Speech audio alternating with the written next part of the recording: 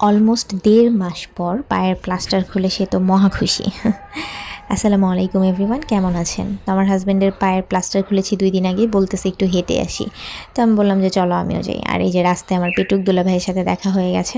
আর আমার একটু লেস কেনার দরকার ছিল, তো ভাবলাম যেহেতু যাবোই বাসার সামনেই আর কি দোকান, তো আমি একটু লেস কিনে নিয়ে আসি। তারপর লেস কিনে চোখে পড়লো এই যে 99 শপটা। 99 শপ দেখা মাত্রই তো আমাকে আর কেউ থামাতে পারবে না। যদিও আমি আসলে ওই দিন কিছু কিনিনি, শুধু ঘুরে আসছি। আর এই যে কিউট একটা বিল্লুর সাথে দেখা হয়ে গিয়েছে। তারপর আমার হাজব্যান্ড কিছু না খেয়ে আসবে না বাসায়, বলতেছে চলো চলো চাপ খাই চাপ খাই, কতদিন বাইরে খাই না। মানে সে নাকি কতদিন বাইরে খায় না।